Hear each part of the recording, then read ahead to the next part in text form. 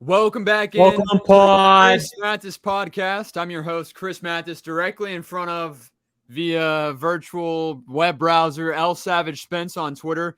Spence, how's everything going today? As obviously a lot going on in terms of sports, but how's everything going up there in North Georgia? It's going great today. A lot of sports news happening, a lot of fun stuff to get into on the podcast today. Ready to open it up and see what's in store. Yeah, no doubt. Again, a crazy week across all big sports here in North America. Of course, capped off with some big news that came about earlier this afternoon. First and foremost, we want to kind of recap what had already happened, and that's Player of the Week. So, Spence, I'll allow you to go first with your Player of the Week from any sport, and kick off things with the Player of the Week segment, and then we'll move on to our Stooge of the Week, one of our favorite segments. The big three later on, of course, and there's a lot to really delve into, so we'll kick it off with that Player of the Week. My player of the week comes from one Tuesday night game for the Brooklyn Nets. Kyrie Irving scored 50 points on just 19 field goals attempted, went 15 of 19, and then also a 9 for 12 from the three-point line. And that field goal percentage in a 50-point game is the greatest of all time. So Kyrie Irving, a guy who really hasn't got to play all that much this season because Brooklyn will not let him play in the home stadium because he doesn't have the COVID vaccine. Whenever he's away, he's killing it in a 50-point game with the best field goal percentage of all time in a 50-point game is my player of the week. I don't care what else he did this week. He could have dropped 0 in another game or just not played when the Nets were at home. But 50 points is a lot, especially whenever you're 15 of 19 from the field. Yeah, no doubt. He also went 9 of 12 from beyond the arc, 9 3-pointers in the game, 27 points alone, all from the three-point line would have been insane either way. But then he also tacked on 11 out of 13 at the free throw line. So Kyrie Irving put all of his philosophical beliefs and everything to the side and played basketball on the road as he helped lead his Nets to a road victory against the Charlotte Hornets. He's the NBA's Aaron Rodgers. Yeah, and speaking of Aaron Rodgers, we'll have some more on the dramatic drama queen Aaron Rodgers, who doesn't want attention, but he does want attention. Let's shoot it straight. My player of the week, and we'll really delve more into the trade, but my player of the week, Russell Wilson, who just saved himself out of the dumpster fire out in Seattle and is now going to a team with a very good defense that has had a defense good enough where they had a quarterback for any of the last 3 or 4 seasons. They are a pretty decent playoff contender, but they lacked a quarterback the last 2 or 3 years. Teddy Two Gloves was the guy under center for the Denver Broncos last year. Obviously, before that, they were kind of weighing things with the quarterback that they drafted and then traded to Seattle. The name's drawing a blank right now, but Drew Lock, yes. And he was one of those guys where he would go out, play football, and he brought some energy, but he was not good. He was very inconsistent. And even if he was having a good game, it was a very subpar game that you'd expect from a backup. So Teddy Two Gloves played quarterback for Denver this past year. He did okay. You know what to expect with Bridgewater. But now that Russell Wilson is there, I think that the Broncos are not only a playoff team, they are a serious contender there in the AFC. And Russell Wilson got lucky. I mean, really did get lucky by getting traded out of Seattle, where they had really started to fall apart after those Legion of Boom years. And won 7 games last year, went 7-10. And now Russell goes to a team with a great running back, a solid receiving core, and a very solid defense headlined by a great secondary. So Russell Wilson is my player of the week. And we'll have more regarding the trade that went down earlier this week for Russell Wilson going to the Denver Broncos and what Seattle got in return. Yeah, I mean, that was a good trade, especially for Russell Wilson going to the Broncos. I think that's going to be a good team. Watch out for Von Miller heading to Denver, going back to Denver this season to play with Russell Wilson, who did beat him in the Super Bowl, dropped 50 on the Broncos' head with the Legion of Boom. But yeah, a good trade for the Broncos. But I think the Commanders would have been the best fit for Russell Wilson. I feel like their defense is amazing. They've got a better receiving core, in my opinion, than the Broncos do. The Broncos are said to have like a top 10 receiving core. A lot of people on Twitter believe that, but in my eyes, they're really only top 15. They've got Cortland Sutton, Tim Patton, and Jerry Jeudy. Jerry Jeudy had a really bad season this year, almost led the league in drops. But if he would have went to the Commanders, he would have had Logan Thomas at tight end, Terry McLaurin, who is miles better than any of the three Broncos receivers. And they've got a defense that would compete with the Broncos defense. But, I mean, we'll see who the Commanders end up with later on in this podcast. But Russell Wilson, the Broncos is a good move, and I'm ready to see what happens in the AFC this season. And that's probably going to be the team that I root for when the Bucs inevitably are out of the playoffs next year. Yeah, it looks like now that we can cross Aaron Rodgers off our wish list, we can cross Carson Wentz, who wasn't necessarily a want, but he was a decent, viable option for the Buccaneers. He's gone. Russell Wilson no longer available. As Spencer shakes his head, if you guys are not tuned in on Spotify and or YouTube, you can watch this podcast and not just listen. Search us TCM_pod. But we'll talk a little bit more about the trades that went on earlier this afternoon and across the National Football League this week as well. But we also got to shout out our Stooge of the Week. We talk about two guys that had great weeks. Now we got to talk about two guys that are on the other side, the flip side of the coin, that made a fool out of themselves at any sport, any level here this week. Well, my Stooge of the Week goes to a team that picked up Carson Wentz, and I'm happy the Bucs dodged a bullet there. I'm not I know Jason Light certainly wouldn't have traded for Carson Wentz, but the Washington Commanders, the new football squad in Washington, their new name change, they traded 2 third-round picks for Carson Wentz, but also picked up his $28 million contract and take over every single part of that contract without any going back to the Colts. So the Colts really just dumped Carson Wentz. I mean, they ended up losing a first-round pick throughout it all because they do not have a first-round pick this season because they traded that to Philly last year for Carson Wentz. But the fact that the Washington Commanders picked up the entire contract, they owe him a $5 million signing bonus next week that the Commanders just picked up out of nowhere. Usually whenever you see a trade like this, the team that's offing their quarterback pays a little bit of the contract, but the Commanders really fell from grace because it was either Russell Wilson or Carson Wentz, and they ended up with Carson Wentz, who ended up spraining both of his MCLs in the same play, both of his ankles as well, and threw an interception at the 1-yard line in his own end zone. I mean, this dude he's not very good. To me, he's a worse version of Jameis Winston. He may not have as many interceptions, but he throws a lot of interceptable passes that get dropped. So Carson Wentz and the Commanders are my Stooge of the Week. Great. I mean, obviously a great nomination there. My take on Carson Wentz is that, you know, there's a couple of great quarterbacks in the National Football League, and then there's a couple of good quarterbacks, and then the rest are average at best or terrible. I think Carson Wentz is good in terms of getting you there. He can run the offense enough to help your team win games, but when you have to rely on him as your leader, as your quarterback to take over, he can't do it. And it proves just every wait, year. Though, because the Colts are going to sign Jimmy Garoppolo, and they're going to be a playoff team next season because all they need is a quarterback that can game manage. Carson Wentz just couldn't do that. I mean, it was said that he was checking out of runs. Jonathan Taylor was an MVP candidate, ended up top 3 in the MVP votes.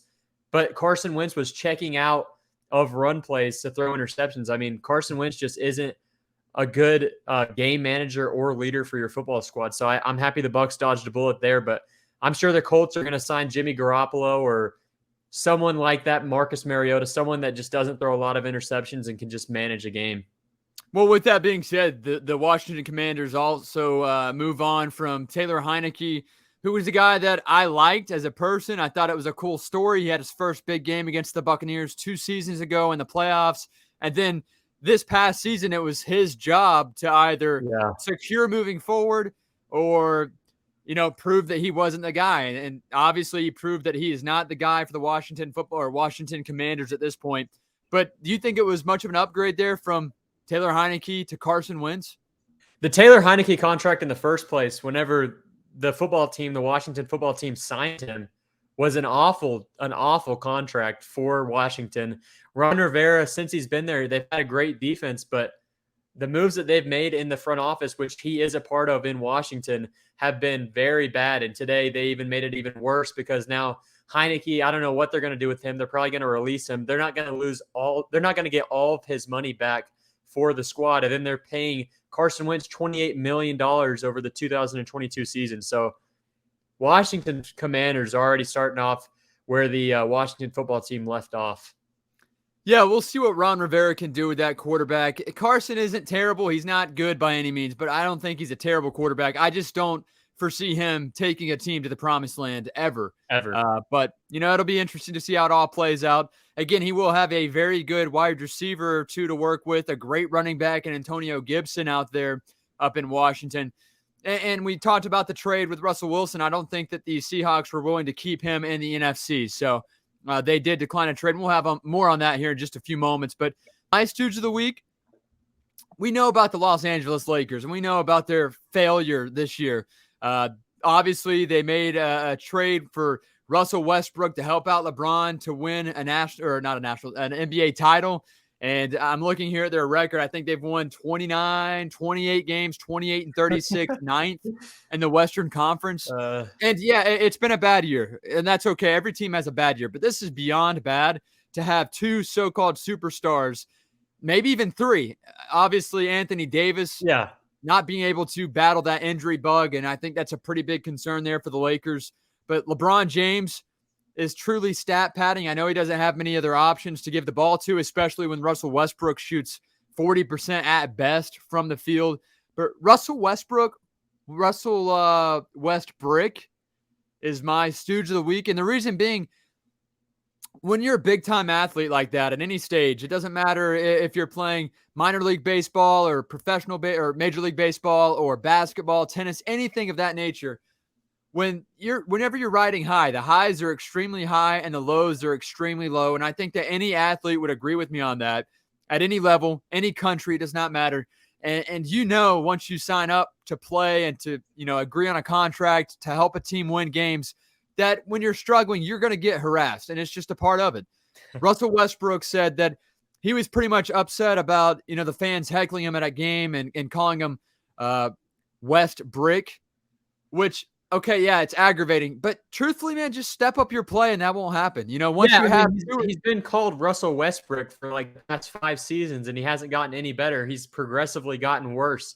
The term superstar for Russell Westbrook is basically gone. I mean, he's not a superstar anymore. He was with OKC back in the day, but now when he's taking a corner three, he's hitting the side of the backboard like more than once whenever he does it. I've seen it at least 10 times this season on Twitter clips. I mean, he's just not the same player, and he can't take the adversity. He can't take the heat.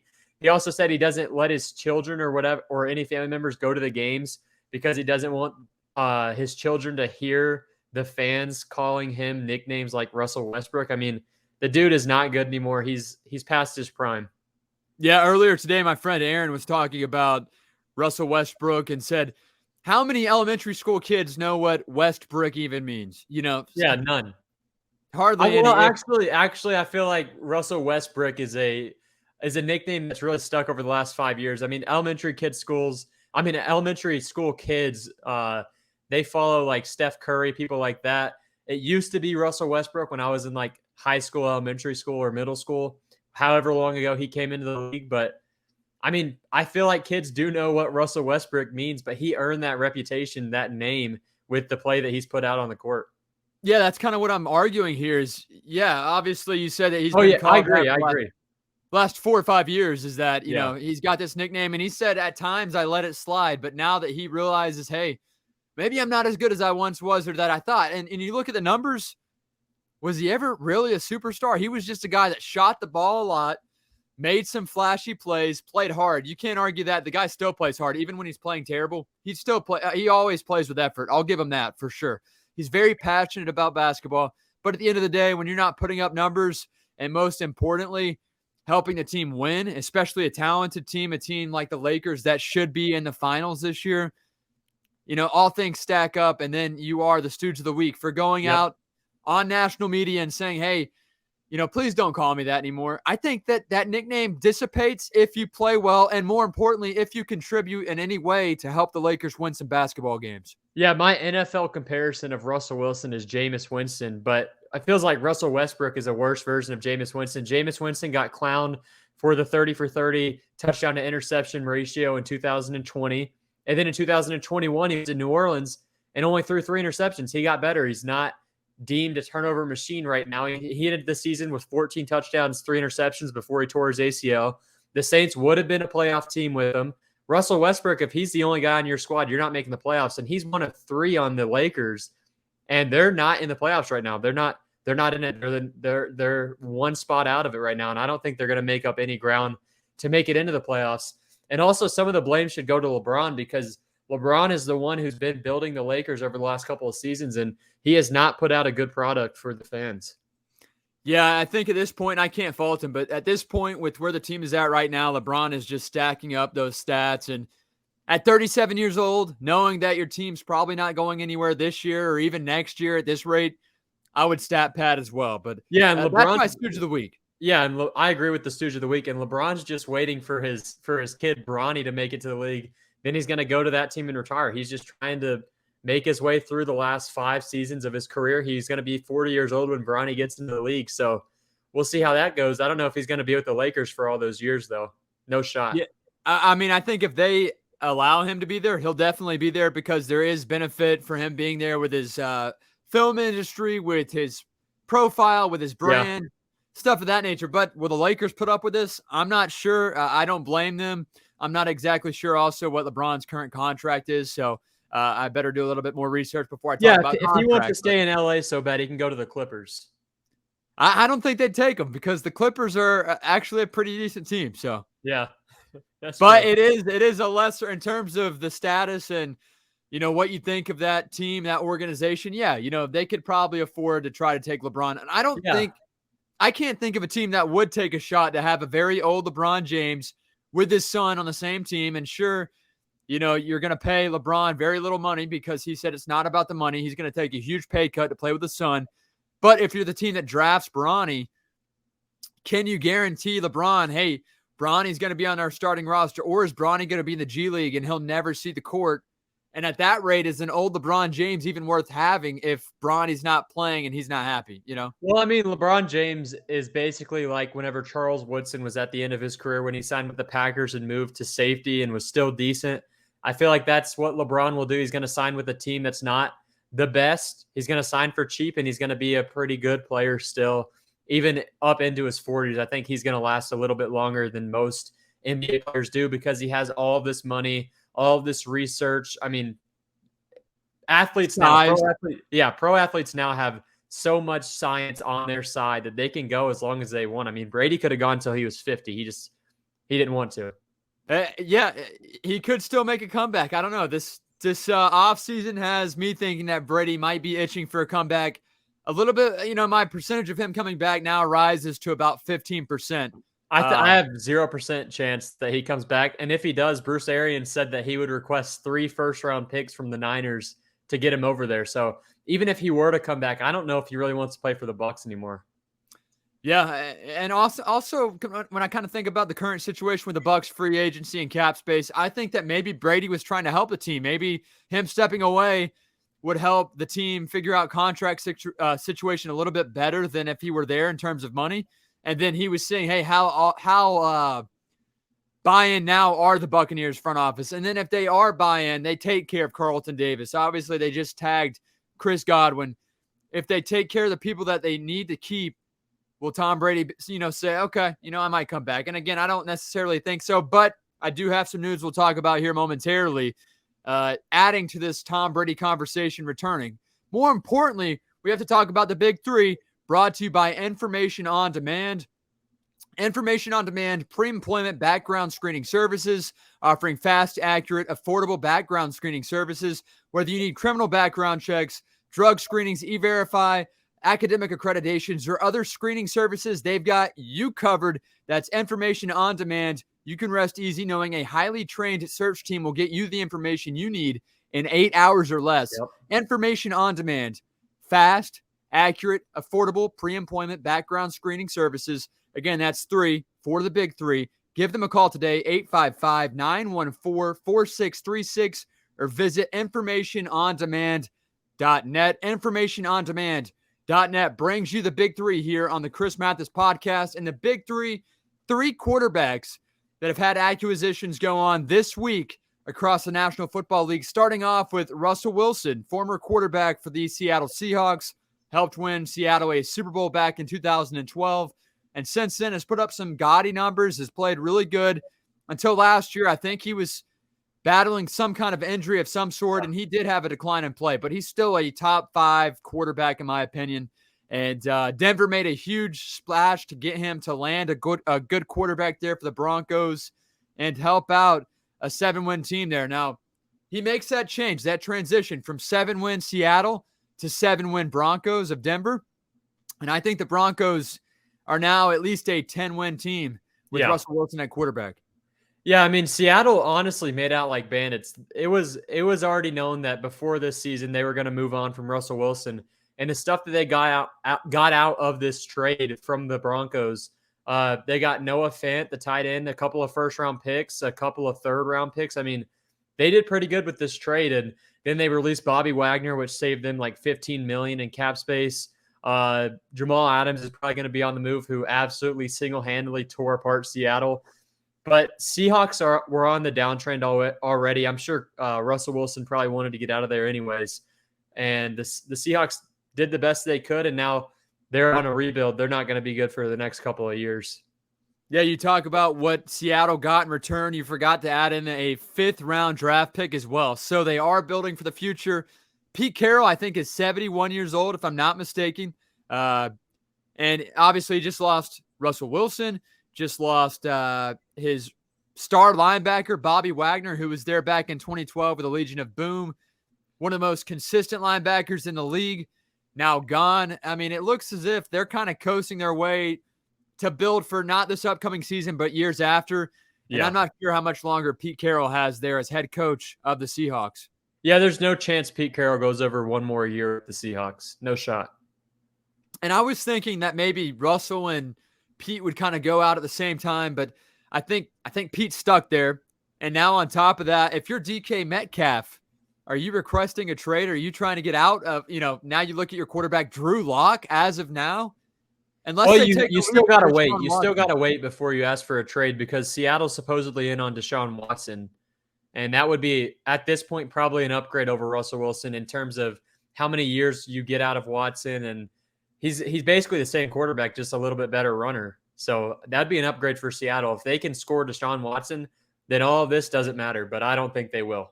And on top of that, Deshaun has been out of the game for the last year, so I'm kind of curious if he'll just be able to hop right back into it and pick up where he left off. Yeah, I don't think so, but they don't really need him to.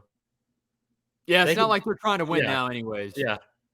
So, I mean, it would be interesting to see. And obviously several teams have acquired or tried to reach out regarding Deshaun Watson, but we're still having to await trial, which takes place this Friday. Yeah, some kind of court situation this Friday. And everything will be cleared up this Friday. I mean, you'll know if he's either going to go back in the NFL or if he's done with the NFL based on this Friday's hearing. The top 3 teams that are interested in him are the Buccaneers, Panthers, and Seahawks. And if he is cleared of all of these charges, I hope the Buccaneers can land him, because he's the best available quarterback at this point. Out of those 3 teams that you just mentioned, who do you feel like most realistically has a shot to land the superstar quarterback? Carolina, because Carolina would trade Christian McCaffrey. They've got a good amount of draft capital. They could trade Darnold a couple of years. Yeah, you can trade your quarterback. They would be good. That'd be a good situation. And the Panthers have been working on this trade for 2 years now. I mean, before Darnold signed with Carolina, they were trying to trade for Deshaun Watson. So we'll see how that goes.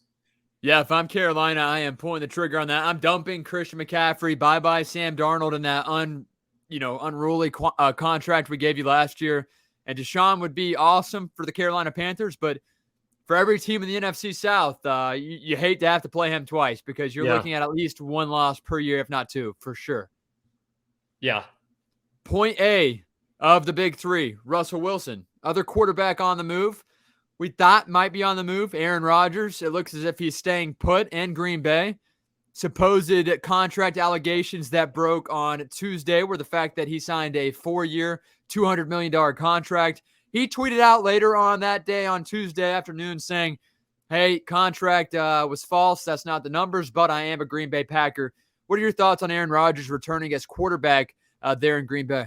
Well, the media is always trying to paint Aaron Rodgers as a money-hungry guy who wants to just be the highest-paid quarterback. And if these contract numbers were way off, then Aaron Rodgers was correct, because they're saying that Rodgers is getting paid $50 million a year over the next 4 years. So that's 4 years, $200 million is what they are reporting. But if Ian Rappaport and Adam Schefter are actually lying about this and it's nowhere close to that, then I think everything that Aaron Rodgers has said about how the media is out to get him is correct. But staying with the Packers is the best situation for Rodgers. He's been there for years.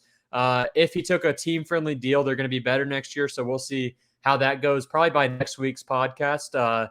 But I feel like that's the best situation for Rodgers to stay in Green Bay. The thing that I'm kind of curious about the contract is those numbers just don't come out of the blue. There's got to be some truth to at least the 4 years, or there's got to be something there. Yeah, but there's no shot that he's getting paid $50 million a year this late into his career. I do not believe that. I mean, Tom Brady was getting paid $25 million a year, and he put up 40 touchdowns in both seasons with Tampa. So there's absolutely no chance. And I think they're just trying to paint him as a guy who just wants to be paid. And if the numbers are anywhere close, then the media would be right. But if they're way off, then Rodgers is right. So we'll see how that goes. Yeah, I'm curious to see how it all unfolds. I also think that with Tom Brady, he's known to have taken a lot of pay cuts over the years. So whatever contract, if you were a Bucs fan or if you're the Bucs organization and you were having to pay Tom Brady that dollar amount the last 2 years that he played, I would have paid that for sure. Yeah. So, and it obviously led to a Super Bowl, and then it led to another deep playoff run. And in 2 years, it was a lot of fun to watch Tom Brady. But before we talk more about Tom Brady, we have to talk about the third quarterback, the third item on our big three, Carson Wentz, former quarterback draft pick of the Eagles, got signed by the Indianapolis Colts last year for a crazy contract, and then got traded earlier on Wednesday afternoon to the Washington Commander football team. I don't know. I have to say Washington and football team some way. Have to. But obviously they move on from Taylor Heinicke as quarterback, and Carson hops over and moves up to DC. Yeah, great day for the Colts. They cleared $28 million in cap space heading into next season. They're a quarterback away. They could either draft a quarterback, maybe trade up in the draft to get a good quarterback. Really, my number one quarterback is Kenny Pickett, and then Malik Willis is my number two. But either of those guys seem to be able to fall into the 10 to 15 range this season based off of how teams are evaluating these quarterbacks. Or they could go with a guy like Jimmy Garoppolo, who's coming off shoulder surgery, which is the big thing. But, I mean, he's a guy that's going to win games. He's won a lot of games for the Niners over the years, just being a game manager and trusting that 49ers defense. The Colts defense is a lot like that. They've got a couple of players from the 49ers defense like DeForest Buckner. So I really think it's either Jimmy G or they're going to draft a good quarterback in this draft. But either way, the Colts made out like bandits. The only thing they lost throughout this entire Carson Wentz trade was a first-round pick this year. But the Colts, they could be a good team next season. They're just a quarterback away. But the Commanders, absolutely awful trade for them. They could have just drafted a quarterback and waited, maybe signed a lower-tier free agent that didn't cost $28 million, like Marcus Mariota, Jameis Winston, Cam Newton, one of those guys who are basically the same player as Carson Wentz, just with a little bit more upside, in my opinion. So I think that the Washington football squad just did not have a good Wednesday afternoon. Yeah, the official trade, the Indianapolis Colts land a 2022 third-round pick, 2023 third-round pick that can become a second if Carson Wentz plays at least 70% of the plays. And then they also get a 2022 second-round pick. The Commanders got Carson Wentz, the quarterback, of course, and then a 2022 second-round pick. So unreal that Carson Wentz was able to draw that much interest. Yeah. I really can't believe it. I don't think, again, he's not terrible, but he's never going to win a Super Bowl. I think maybe the Commanders may have just not watched any game film of Carson Wentz last season and just looked at his stats. 27 touchdowns, 7 interceptions. But I guarantee you, if dropped interceptions was a stat, he would have in the 20s. I mean, he's a turnover machine, and the Commanders are going to see that this season unless he absolutely makes a full 180 turnaround and becomes a good quarterback. Again, the big three brought to you by informationondemand.net. They can get you guys the information you need regarding pre-employment background screening services. That's informationondemand.net. Go check them out. great big three there, talking about three quarterbacks that brought a lot of chatter across the National Football League, all over social media. There were memes everywhere, which, speaking of a meme, I'm not sure if you saw this, but the Seahawks, after they traded away Russell Wilson, they tweeted a screenshot, a screen grab of a movie called Wilson with Tom Hanks, in which he was screaming for Castaway, screaming for a Wilson ball, and he's floating out in the middle of the ocean, trying to get the ball. And they tweeted that. It got 80-something thousand interactions or views, clicks, and then Seattle ended up deleting it because it happened right after they made the trade. They gave away their franchise quarterback, and they kind of made a joke out of it. I guarantee he or she that was running that Twitter page has been canned since that tweet on Tuesday. Yeah, the Seahawks fans did not take well to that tweet. I thought it was a funny tweet. I mean, it's not like the social media team's going to be able to do anything about the trade that just went down, but I thought it was a hilarious tweet. But Seattle fans were up in arms about that one and got that one deleted. Hopefully that social media manager did not get fired for that tweet. I thought it was funny.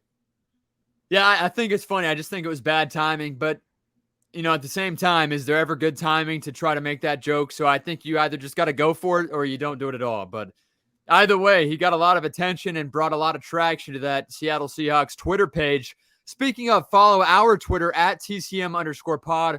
Follow us on TikTok, Instagram, and YouTube at @TCM_pod, or simply search the Chris Mathis Podcast.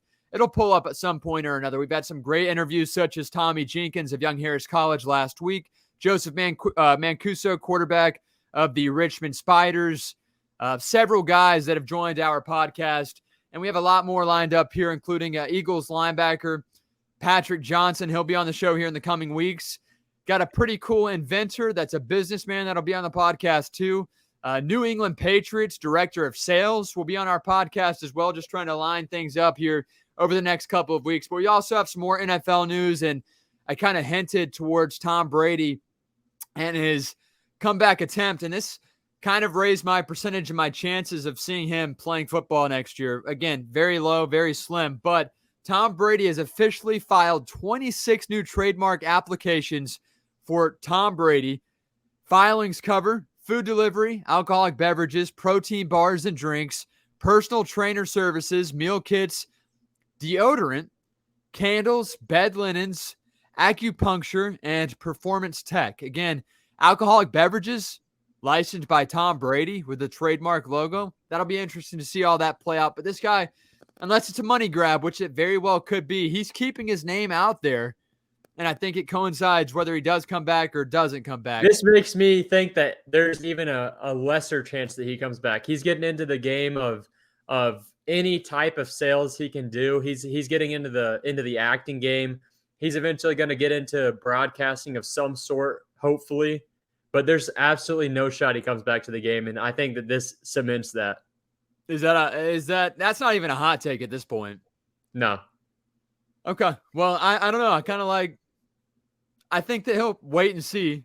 I don't think that the Bucs should expect. I think that we're looking at Kyle Trask to be the quarterback of the Buccaneers. Speaking of, Chris Godwin was slapped with a franchise tag earlier this week for the second consecutive year, meaning that he earns 120% of his salary from last year this upcoming season. If you're Chris Godwin, what are you thinking right now? I know he's coming off of a pretty bad injury that they say he's at like 65% recovery as of right now, but he got slapped with a franchise tag for the second straight year. Yeah, that's absolute blasphemy from the Buccaneers front office. I mean, we've had 2 years to get this guy re-signed to a long-term contract, and a long-term contract would have costed the Bucs less money than this franchise tag over this season costs. Godwin's a proven receiver. If we had him in the playoffs, we may have gone to the Super Bowl. Instead, we've franchise tagged him. He's probably not going to want to come back after this season, after what's going to go down this season if we don't have a good quarterback. So I think that this is just a bad move by the Buccaneers front office. We had 2 years to get something done. Now we're probably going to lose Carlton Davis, see if we can get someone in the draft, but it's not like we're a team that can draft the cornerback in the first round. We've got other needs. So this is just bad mishandlement by the Buccaneers front office. Godwin's a great receiver. Wish we could have got him on a long-term deal. Instead, we got him for 1 extra year at a much higher cost than it would have been. Yeah, and I think that if they would have signed Chris Godwin to an actual extension. They would have tagged Carlton Yeah. Davis. Now I think that Carlton Davis is bye-bye. There's no way that Bucks DB Carlton Davis settles for less money to stay in Tampa, knowing that, their chances of making another serious playoff run or a title run is diminished as of now without a quarterback, but we'll wait and see. Also, Bobby Wagner, longtime linebacker of the Seattle Seahawks, was released earlier Tuesday afternoon after they traded Russell Wilson to the Denver Broncos. Bobby Wagner, in probably his last 3 or 4 years in the NFL, probably, if I had to guess, last 2 or 3 years of quality football, is now a free agent. I don't know what's going through his mind right now. He might be happy after all. That might have been like a favor. Oh, yeah. For Bobby Wagner. Dude's ecstatic right now. I mean, he had 107 tackles total last year. He's still good. I mean, any team is going to be lucky to get Bobby Wagner, but I think the Eagles are a great fit for Wagner. And the Eagles should be a good team next year. And they're in the hunt for Deshaun Watson. Maybe they can get him. They were trying to get Russell Wilson, but he wouldn't waive his no trade clause to Philadelphia. But I think the Eagles, the Patriots, those two teams are teams to watch out for Bobby Wagner, who's still a very good player, a lot like Levante David in Tampa. Yeah, no doubt. And again, it'll be cool to see what team he does go to, because they get a lot better wherever he goes. And it's a shame that Luke Kuechly retired, because that 2012 draft class of linebackers was at 2013 draft class or whatever was absolutely insane. I mean, those three are great over those 2 seasons of drafts. So it's a shame that the other of the three retired, and Kuechly at such a young age, but his concussion problems, it was a good idea. Ali Marpet retired probably for the same reasons, to preserve his brain, because the science is going to come out within the next couple of years, and we're going to see just how bad these hits to the heads are. And the NFL is going to have to do something about it. It's not going to be as fun to watch, but Bobby Wagner is going to go to a team and be a good player. He's going to lead a defense. He'll completely turn around a defense. We'll see where he ends up next season, maybe the Broncos. Yeah, that would be crazy. And I think that Russell Wilson could probably do some coaxing there and make it work. But yeah, and we've seen super teams get built over the last 3 seasons. You saw the Buccaneers 2 years ago. You saw the Rams last season, and now the Broncos could be a super team in the making. They're probably going to re-sign Von Miller, maybe go for Bobby Wagner. They're going to have a good draft probably, like they've done over the last couple of seasons. They drafted Patrick Surtain last year in the first round.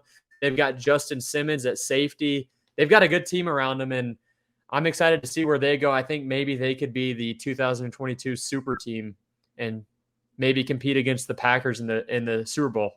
Yeah, as long as they can get past the Chiefs, get past the Chargers, they'll have a serious shot. But we'll have to wait and see. And if Lamar Jackson stays healthy all season, they'll make a playoff run. I don't think they'll ever win. Lamar Jackson is so overly hated. It's absolutely insane. I mean, he does have some injury problems, but the dude almost ran for 1,000 yards last season in less than 12 games, I believe.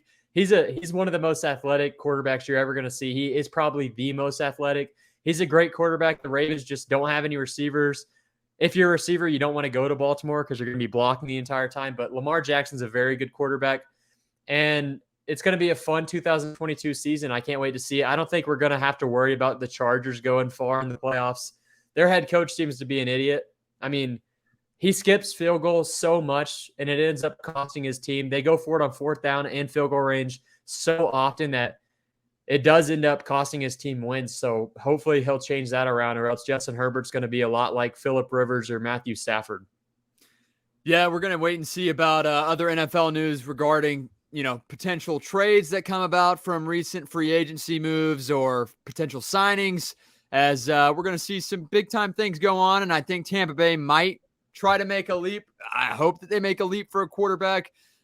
Speaking of, because we do need to compete in the NFC, and the NFC South is up for grabs. But, yeah, Spence, I think it'll be cool next week if we talk about our top 5 quarterbacks in each conference, AFC, NFC, now that Russell Wilson joins Pat Mahomes, Justin Herbert, Joe Burrow, Josh Allen in the AFC. That is stacked, but we'll talk more about that next week. Yeah, and Deshaun Watson might be on the move after Friday, depending on how this court hearing goes. So yeah, that'll be a good segment next week. Yeah, no doubt. Make sure to tune in to the Chris Mathis podcast. Check us out, TCM_pod on Instagram, Twitter, YouTube, Facebook even. Is there one on TikTok as well? So check us out, TCM_pod. Any comments regarding Major League Baseball here and their meeting that they had on Wednesday afternoon as they try to figure something out? Some people say that the job gets done by the time you guys are listening to this podcast. Others say we're far from, coming to an agreement. Yeah, they've had two 16-hour meetings, and I don't think anything's going to get done. I think we should have a quick moment of silence for Major League Baseball. Thank you. The minor league baseball is set to start on time in mid-April, so I'll probably go see a Chattanooga Lookouts game, whatever's going on in minor leagues, because it seems like we're going to miss a couple of weeks of the MLB season. And MLB is really killing themselves. They're already a dying breed. The sport is dying right now. No one really cares about the MLB.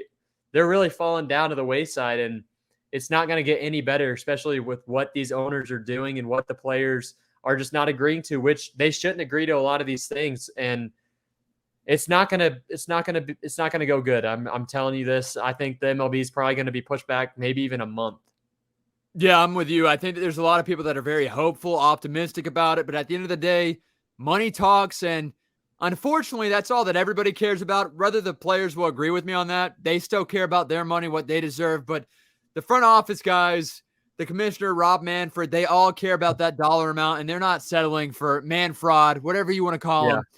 And I don't think this is going to plan out. As you said, I could see a month. I could see longer. And on top of that, these Major League Baseball pitchers are going to have to come back without really any spring training and throw 90-something miles per hour for 5, 6 2/3 innings. There's no way it's going to be a great start to the season. I mean, we've seen lockouts in sports before. I mean, the NFL's had a lockout before, but of course they're going to get through it because people watch the NFL. The NBA's had a lockout. They got through it because the NBA has such a strong presence overseas. The NHL got through it because Canada is back in the NHL. They've got 8 teams in the NHL, which is wild. But the MLB, really, you've got 2 teams overseas. In other countries, like in Japan, they have their own baseball league. The MLB, no one really cares about as much as they used to. It used to be America's pastime. Now I'd put that in the hands of the NFL. So the MLB is not getting anything done, and I don't think it's going to be done anytime soon. And the changes that they're making are just absolutely stupid. They're making the bases bigger next season. But instead of addressing how long the game goes because of how many TV timeouts we have in an MLB game, there's 3 minutes between each half inning. Yeah, and it's all because of money. And that's why their sport is dying. I mean, a 4-hour game, no one really wants to sit through. So we'll see how that ends up. I don't think it's going to go good. Yeah, neither do I. Again, we talk about money and all those advertisement deals, those sponsorships, endorsements that the Major League Baseball teams have with so many different companies, and that's what they care about is the ultimate dollar amount. But you talked about minor league baseball getting started up here soon. You mentioned Chattanooga, which we got to see a very awesome shot, buzzer-beating 3-point shot as Chattanooga Mocs beat the Furman Paladins earlier this past week and sent them to the big dance. So March Madness is upon us. It's going to be a lot of fun. And I tell you what, I don't watch a lot of basketball, but I will watch March Madness, especially on a weekend. And once we really delve into that with some games this weekend, we'll talk some college basketball right here on TCM Pod. Yeah, I'm excited. I'm going to fill out my first bracket for March Madness since I was in middle school. So maybe I can win something here. It was fun to see Chattanooga defeat Coach Allison's former team, Furman. So Chattanooga's in it for the first time since 2016. Tommy Jenkins, the broadcaster, was talking about it yesterday in the softball broadcast with me, how Chattanooga was a powerhouse in the 80s in college basketball, and he's happy to see them return to greatness. That's his team this college March Madness. So I'm excited to see how this is going to go, and I'm going for Nooga. Yeah, absolutely. You talk about a great team, a great shot from the Chattanooga Mocs as David Jean-Baptiste knocked down the 3 at the buzzer in overtime. And you also mentioned another great, Tommy Jenkins, who was on Talk to Him Tuesday with us last week. Tommy Jenkins, a great broadcaster, even better person. Go check out that podcast. You do not want to miss that one, guys. He had a shot that was heard around the world, a phenomenal call on a buzzer beater that went probably 85% of the floor. But either way, thanks for tuning in to the Chris Mathis podcast. Spence, final thoughts as we wrap up this show. Quick shout out to David Garcia from the gym and Young Harris College for listening to that Tommy Jenkins interview. He said that you and Tommy did a great job for that interview. He was very excited to hear about what the legend Tommy Jenkins had to say. So thank you, David Garcia, for listening in. Whoever else tuned in, it was a great interview, very interesting. And Tommy Jenkins, a very experienced guy, knows a lot about a lot. I think it was one of the top. I like that. That's a great slogan. Knows a lot about a lot. I love that right there. For sure, he does. Sportscasting, sports in general, people person, Chick-fil-A, he does it all. Go check out Talk to Him Tuesday with Tommy Jenkins. Aired last week. That does it for the Chris Mathis podcast. For Savage Spence, the Chris Mathis, we're signing out. Check us out, TCM_pod